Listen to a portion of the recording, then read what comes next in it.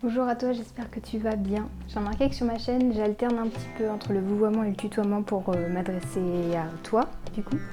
Je suis encore en train de chercher ce qui me convient mieux. J'aimerais te tutoyer puisque tu regardes probablement cette vidéo seule. Mais si jamais je dis vous, aucun problème, c'est juste que c'est comme ça que ça sort spontanément. Aujourd'hui, j'aimerais te parler d'un sujet qui me tient beaucoup à cœur et on m'a beaucoup posé de questions ces derniers temps à propos de ça, donc je me suis dit que j'allais en faire une vidéo. C'est qu'est-ce que l'Ayurveda m'a apporté? Qui a changé dans ma vie depuis que je connais l'Ayurveda?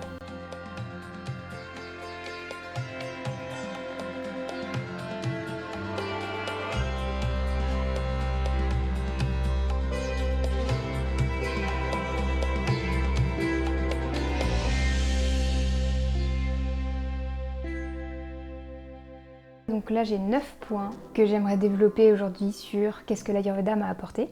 Le tout premier point, c'est que nous sommes tous constitués des mêmes 5 éléments.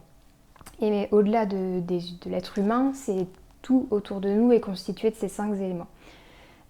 Pourquoi c'est important? Parce que grâce à cette compréhension-là, on peut comprendre aussi tout ce qui va nous impacter, c'est-à-dire qu'est-ce qui va augmenter tel élément chez nous, puisque par exemple le soleil a du feu, donc il va augmenter l'élément feu en nous.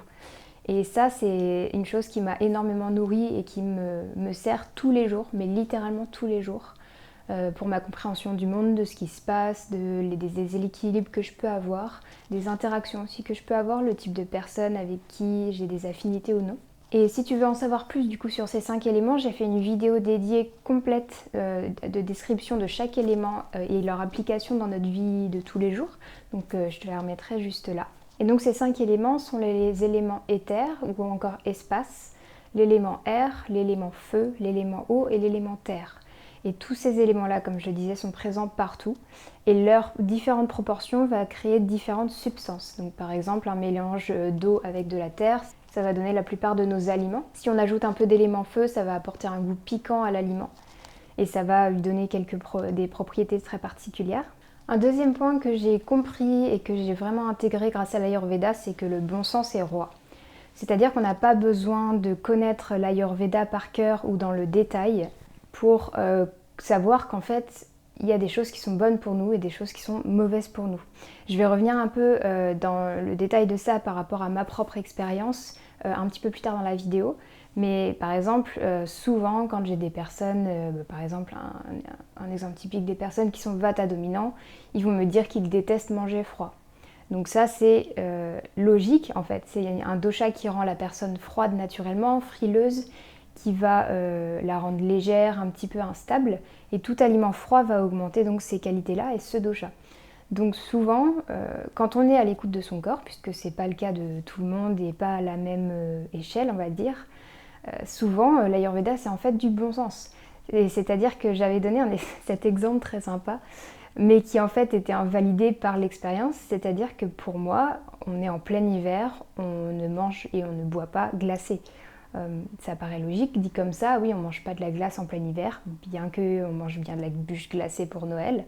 Mais quand j'étais aux États-Unis par exemple, je voyais des gens avec des gants, des bonnets, et il faisait 0 degré littéralement dehors, et ils avaient leur boisson blindée de glace, de glaçons, et ils buvaient ça dès le matin, quand c'est déjà froid. Et le matin, c'est le dosha kapha qui domine, qui est un dosha froid en plus. Donc tout ça faisait que là, je me suis rendu compte, donc le bon sens n'est plus aussi commun qu'on pourrait le croire.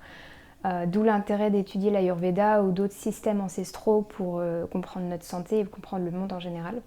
Mais voilà, si jamais tu n'es pas expert en Ayurveda, si tu ne connais pas tout, c'est bien sûr normal. Et tu peux quand même appliquer des choses parce qu'en appliquant le bon sens, on peut déjà comprendre beaucoup de choses. Un troisième point, là ça va être particulier à ma propre expérience, c'est que je me suis rendu compte que pour moi avoir une routine était extrêmement important. Je le faisais déjà avant, je pense que j'avais un peu mes rituels dans le sens où j'avais commencé le yoga 1 ou 2 ans avant de commencer l'Ayurveda.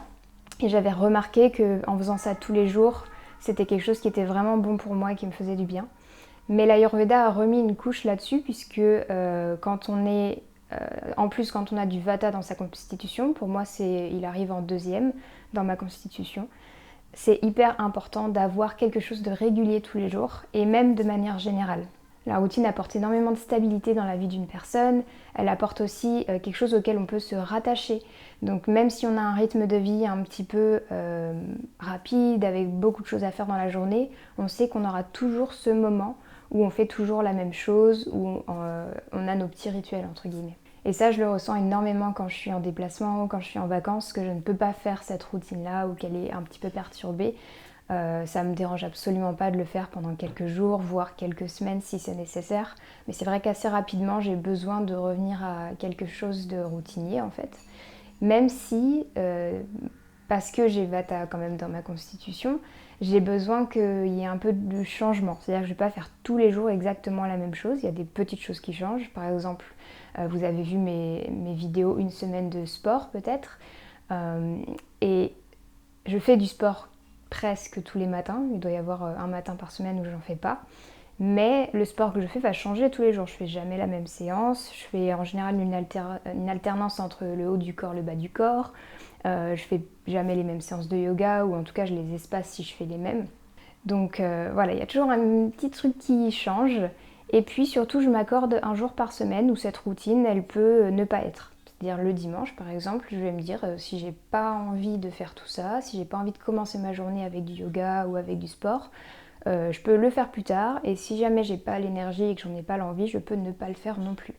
Et j'aime avoir cette flexibilité dans la semaine, de me dire que le dimanche c'est un peu le jour libre où je fais vraiment ce que je ressens, j'ai envie de faire à ce moment-là. Quatrième point, c'est aussi une expérience qui a plus ou moins changé dans ma vie, c'est manger plus gras et plus chaud, plus cuit notamment. Alors plus gras, c'était pas trop un problème avant parce que j'ai jamais eu de, on va dire, de culpabilité à manger du gras. Et je pèse mes mots parce que j'ai beaucoup regardé des échanges ou des vidéos au début de mon exploration sur la santé, sur par exemple le crudivorisme, le frugivorisme, où le gras pouvait être souvent banni, voire vraiment en bas de l'échelle alimentaire. Et du coup, j'ai testé pendant une très courte période, ça a duré que quelques semaines probablement, d'essayer de manger moins gras, de manger éventuellement plus de glucides en termes de proportion, et ça me convenait absolument pas. Et du coup, je suis vite retournée à mes habitudes, c'est-à-dire ne pas compter le nombre de cuillères à soupe par jour d'huile que je pouvais mettre dans mes repas, ne pas compter le nombre d'avocats si j'en mange dans la journée. Alors, ça se compte pas en nombre d'avocats, c'est plutôt en moitié d'avocats clairement. Mais voilà, si j'avais déjà pas peur du gras, c'est quelque chose que j'ai encore plus intégré dans mon alimentation quotidienne. Et oui, je disais manger chaud et cuit. Il y a une période où j'ai voulu manger plus cru, manger ce qu'on appelle plus physiologique selon la naturopathie. Et en fait, ça consistait à manger beaucoup de salade, beaucoup de jus de légumes, ce que je consomme toujours mais en moindre quantité. Et ouais, j'avais même pensé à cette époque, essayer de faire des houmous crus en faisant tremper les lentilles. Maintenant, je trouve ça aberrant parce que je comprends le principe et les doshas et ça me convient absolument pas. Donc je peux en garder une petite partie parce que j'ai quand même du pitta en dominance, donc c'est moins un problème. Mais par exemple en hiver, je mange quasiment pas cru. Et je m'en sors bien mieux comme ça. Je ferai éventuellement une vidéo sur le cru, le cuit selon l'Ayurveda et ce que j'en pense maintenant après toutes mes expériences que j'ai pu faire, parce que c'est vraiment un sujet qui divise beaucoup de personnes, à tort pour ma part, de mon opinion, parce que quand on étudie un peu la chose en profondeur et vraiment sur l'expérience et avec le temps, il n'y a pas de débat à avoir, il n'y a pas de combat à avoir, c'est vraiment encore une fois du bon sens. Un cinquième point, c'est d'accepter mon feu. Comme je te le disais, je suis pitta dominante avec du vata juste derrière. Et comme beaucoup, j'ai été surprise de ce résultat. Moi, je pensais que j'étais vata dominant. Et c'est le cas de beaucoup de personnes que j'accompagne en consultation ou de personnes dans ma famille, dans mon entourage, à qui je dis qu'ils sont pitta dominants et ils me regardent en me disant mais moi j'ai pas de feu comme ça. Et en fait, si, c'est un feu qui est très souvent, chez les femmes notamment, qui est très souvent refoulé, qui n'est pas exprimé de la manière que eux ils voient le feu, parce que aussi on considère le feu comme quelque chose de destructeur, comme de la colère très forte, mais le feu ça peut aussi s'exprimer par une hypersensibilité, par de la rancune, par des problèmes de chaleur interne, et souvent les personnes et souvent les femmes n'ont pas conscience de ce feu-là. Et ça a été mon cas au tout début. Après, j'ai vite compris que si c'était l'élément qui était dominant chez moi et ça m'a permis de mieux l'accepter, de mieux le vivre et d'incarner vraiment ma constitution de naissance puisque je suis née comme ça. Et ce feu est très très utile puisqu'il me permet d'étudier comme je le fais avec beaucoup d'intensité. Il me permet d'avoir ce côté un peu passionnel de mes études, mais aussi dans certaines relations. Et du coup, il y a plein de points positifs à avoir du feu en dominance. Donc, j'aimerais que tu saches si tu es Pitta dominant ou si tu penses que tu es Pitta dominant, ne vois pas ça comme ah oui, c'est quelqu'un de colérique, c'est quelqu'un qui, ce qu'on a aussi, il fait des boutons, il sent mauvais, machin. Oui, dans certains cas, mais souvent le feu, il s'exprime d'une manière beaucoup plus douce et d'une manière beaucoup plus subtile, puisqu'on a tous besoin du feu en nous. Et notamment, c'est un des doshas qui permet le mieux de digérer. Donc souvent, les personnes qui ont le pitta en dominance ont une meilleure digestion que des personnes qui n'en ont pas ou moins. Et il y a une série que je te conseille si tu ne la connais pas encore. C'est une série pour enfants qui s'appelle Avatar. Donc il y a eu le film Avatar, le dernier maître de l'air, le bonhomme avec une flèche bleue sur le front comme ça. Donc ce film vient d'une série de mangas / dessins animés. Et c'est une série qui parle des 4 éléments. Donc il parle de l'air, du feu, de la terre et de l'eau. Et chaque élément est représenté par une nation, donc la nation de l'eau, la nation du feu, la nation de la terre, etc. Et c'est extrêmement intéressant justement pour moi qui connais un petit peu les éléments de regarder comment ils représentent chaque élément. Donc l'eau, par exemple, le peuple de l'eau vit dans un endroit qui est très froid, qui est assez isolé. Mais c'est des personnes qui sont assez douces dans leur caractère, donc ça c'est très typique de l'eau, qui est lourde et froide. Alors que le peuple du feu a des engins, des bateaux qui sont très pointus, c'est un peuple qui est très aussi colérique. Mais pourquoi je parle de cette série, c'est justement parce que le feu dans cette série représente les méchants, entre guillemets. C'est la nation qui veut prendre le dessus sur toutes les autres nations. Et ça pourrait nous faire croire que le feu n'a que cette capacité de destruction, de vouloir avoir le pouvoir sur les autres. Ça, non, c'est juste comment on a appelé ça ? On va appeler ça plutôt une dévolution, en fait. C'est une manière de voir le feu qui n'est pas la plus haute. Et ça ne veut pas dire que ce n'est pas comme ça. Clairement, on a des excès de feu dans notre société, on a des problèmes aussi avec l'air, on a des problèmes avec tous les éléments, mais souvent le feu et l'air sont assez dominants. Mais le feu, ce n'est pas que ça, ce n'est pas que la destruction, prendre le pouvoir sur l'autre, etc.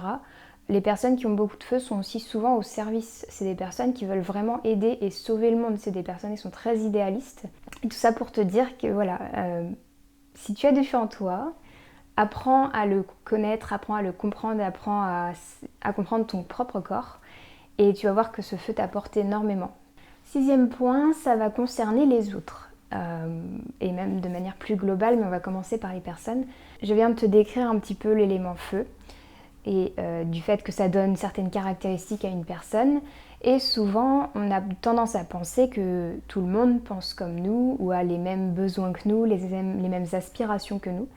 Or, ce n'est pas le cas.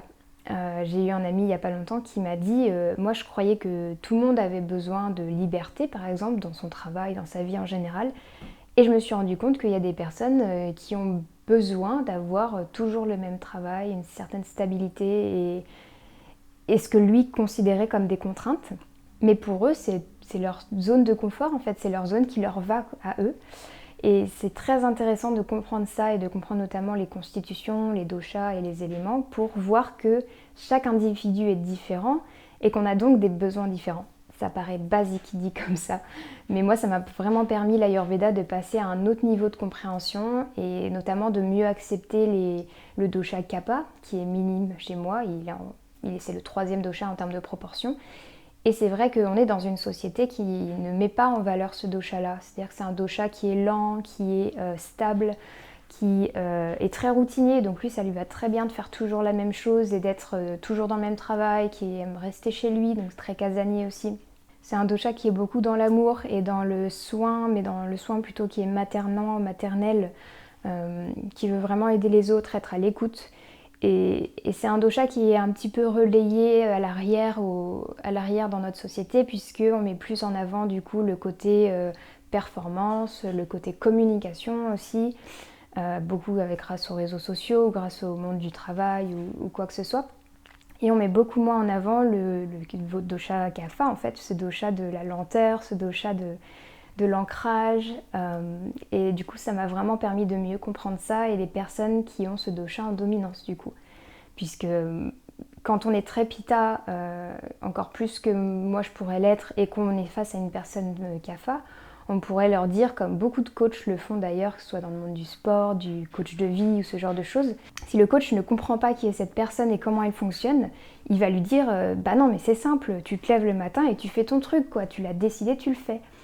Pour une personne pitta, c'est très logique, elle a juste à le décider, à se motiver à le faire, trouver une motivation et le faire, exécuter. Une personne kapha, elle ne fonctionne pas comme ça. Elle a besoin d'être supportée, elle a besoin d'être poussée, elle a besoin d'avoir une motivation supérieure encore et d'avoir des gens autour d'elle pour faire cette chose-là. Par contre, une fois que la personne kapha a mis quelque chose en place, elle va le faire sur la durée. Donc c'est ancré dans sa vie, entre guillemets. Mais si ça, on ne l'a pas compris, on va mal accompagner la personne, on ne va pas arriver à la stimuler de la bonne manière. Et ça va faire que du coup les personnes kapha vont être incomprises. Il y a un autre petit exemple que je vais donner par rapport à un autre dosha du coup. Je vous donne les doshas que j'ai pas en dominance parce que moi c'est ce que j'ai remarqué du coup. Vu que moi j'ai surtout du pitta en dominance, même si j'ai vata juste après, j'ai remarqué que les comportements qui sont très vata ou très kapha étaient des comportements avec lesquels j'avais moins d'affinité. Et donc le comportement très vata, ça va être quelqu'un qui va être très changeant, qui va changer d'avis tout le temps, qui va pas forcément être à l'heure s'il est déséquilibré. C'est une personne qui est incertaine, qui a besoin d'être rassurée très souvent. Et pour moi, c'était un peu compliqué à comprendre au début. Je me disais, mais c'est pas possible, faut être un peu indépendant, faut prendre ses propres responsabilités. Mais quand on a du vata en dominance, c'est comme ça qu'on fonctionne, c'est comme ça qu'on est et on ne peut pas se forcer, entre guillemets, à choisir une voie, y aller à fond jusqu'au bout et ensuite passer à autre chose. C'est pas comme ça qu'ils fonctionnent. Et on ne doit pas les forcer à fonctionner comme ça parce qu'ils seraient totalement en dehors de leur chemin de vie. Les personnes vata sont des personnes qui sont très créatives grâce à ce côté changeant et ce côté qui bouge en fait tout le temps. Donc voilà, et par rapport à pitta, ce qui est intéressant, c'est que maintenant je vois aussi ce qui me plaît moins dans les constitutions pitta qui sont très fortes. Alors, ce qui me plaît moins, c'est encore une question de jugement, hein, mais c'est ce que je veux dire par là, c'est que j'ai conscience des excès que peuvent avoir les personnes pitta, donc ça va être l'excès de jugement, l'excès de travail, le fait de toujours faire quelque chose, le fait de toujours s'organiser et d'avoir une sorte de rigidité dans un emploi du temps, dans la vie en général. Et ça me permet énormément de travailler sur mon pitta à moi et ensuite d'accompagner les personnes qui ont du pitta en dominance. Je continue de tourner avec le soleil, sinon je vais l'avoir en pleine face, vous n'allez plus me voir du tout. 7e point, l'Ayurveda m'a énormément ouvert aux sciences védiques en général, c'est-à-dire que l'Ayurveda fait partie d'un ensemble de connaissances extrêmement vastes et riches qui sont inscrites dans les Védas notamment. Et l'Ayurveda, c'est vraiment le côté mode de vie, hygiène de vie, médecine. Mais ça m'a ouvert à plein d'autres sciences que j'étudie actuellement ou que j'ai pour projet d'étudier. Donc vous avez la philosophie védique, vous avez le Vastu qui est l'équivalent un peu du Feng Shui mais en Inde. Vous avez donc l'astrologie védique, vous avez encore plein de connaissances comme ça qui sont reliées en fait entre elles. Et quand on les étudie ensemble, ça donne une puissance à l'accompagnement qui est décuplée. Et en fait, on comprend mieux, moi je comprends mieux par exemple l'Ayurveda en étudiant d'autres sciences védiques et inversement, parce qu'elles sont toutes reliées entre elles. Et il y a une sorte d'unité, de cohésion qu'il n'y a pas forcément dans nos sciences actuelles. On est chacun dans notre coin et on ne fait pas trop de rapprochement ou peu. Et c'est quelque chose que j'aime énormément dans les sciences védiques. 8e point, ça va revenir un petit peu au fait de comprendre les autres, mais là je vais l'étendre à comprendre le monde. Ça va être comprendre le climat, comprendre l'environnement, comprendre les relations dans lesquelles on est, comprendre pourquoi on est bien ou non dans son travail et surtout faire la part des choses. J'avais fait une vidéo sur comment comprendre en gros si quelque chose est vrai ou non en termes de santé, comment définir le vrai du faux si on veut. Et j'expliquais dedans que l'Ayurveda m'aidait énormément parce que quand on revient aux notions de constitution, le fait qu'on soit tous différents et aux 5 éléments, on comprend beaucoup mieux comment les choses sont connectées les unes aux autres Et ça permet vraiment de voir ce qui est à prendre et ce qui est à laisser en termes de découverte dans la santé par exemple.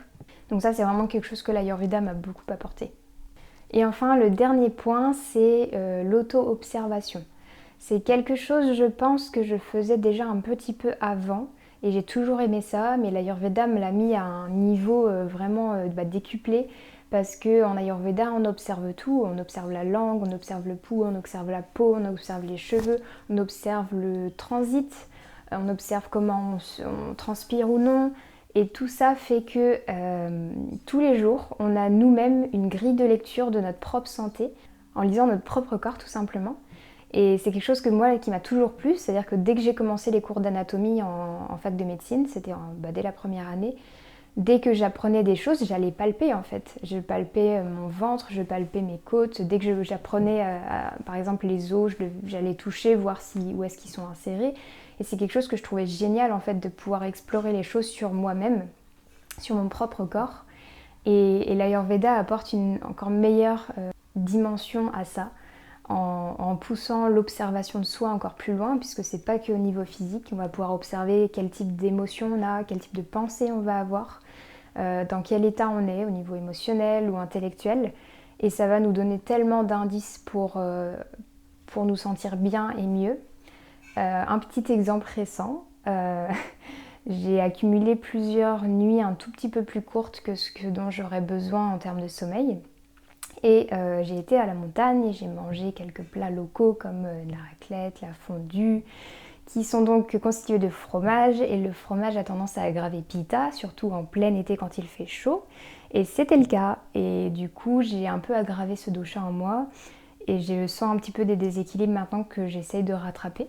Il y a eu aussi des déplacements que j'ai faits donc de la montagne jusqu'ici qui m'ont un peu fatiguée, ce qui fait que là j'ai commencé à sentir des picotements dans la gorge et ça me grattait en fait. Et c'est un des premiers signes d'une infection à la gorge. Ça, je l'avais appris en Ayurveda. Et donc 2 jours avant avoir les moindres symptômes, je pouvais me dire ah, il y a quelque chose qui se déclenche, il va falloir que je fasse quelque chose pour ça. Et donc ça me permet d'agir en amont de ce qui va pouvoir se déclencher. Donc c'est hyper intéressant. Là, j'ai toujours un peu de fatigue, un peu de chaleur qui est toujours présente, des maux de tête, tout ce genre de choses à cause de l'excès de chaleur. Mais je le compense du coup, j'essaye de m'aérer, de me mettre dans un endroit frais, de manger des choses qui ne soient pas trop chauffantes et de miser plus sur du riz, miser sur de la coriandre fraîche qui sont très rafraîchissants. Et surtout, je me repose parce qu'on aura beau manger ce qu'on veut, si on n'a pas suffisamment de sommeil et qu'il n'est pas suffisamment réparateur, on ne pourra rien faire en termes de santé. Donc je prends assez régulièrement des petites siestes dans la journée, donc une par jour, hein, pas plus, de 20 minutes. Mais personnellement, ça me suffit grandement et ça m'aide énormément à récupérer et à rajouter un petit peu de temps de sommeil par rapport à des nuits qui seraient peut-être un peu trop courtes pour moi. Et vu que c'est un sujet qui me plaît énormément, donc l'auto-observation et comprendre son corps, j'en ai fait une série de vidéos. Donc pour l'instant, il n'y a qu'une seule vidéo dans cette série qui est sur le mal de ventre, donc comprendre pourquoi on a mal au ventre. Je te la remettrai juste là. Et je passe en revue un peu tous les organes, toutes les causes qui pourraient générer un mal de ventre et savoir où le situer. Et c'est quelque chose qui pour moi est très pratico-pratique si on veut, parce qu'on ne va pas aller lire dans les livres si j'ai mal à tel endroit, qu'est-ce que ça veut dire. Là je te le montre dans la vidéo sur mon propre ventre pour que tu vois un petit peu sur toi-même si ça peut t'aider à déceler les raisons de ce mal de ventre. Donc si tu as d'autres idées, notamment de vidéos en général, mais sur ce sujet de l'auto-observation, je te laisse les mettre en commentaire. J'aime beaucoup avoir tes retours, avoir tes suggestions. Ça me permet moi d'ouvrir un petit peu mes vidéos à des choses auxquelles j'avais pas forcément pensé et d'entamer le dialogue avec vous tous en fait. Donc si jamais cette vidéo t'a plu, n'oublie pas de mettre un petit pouce en l'air et de la partager. Si tu n'es pas encore abonné, pense à le faire. Et d'ici la prochaine fois, prends bien soin de toi et je te dis à bientôt dans une prochaine vidéo.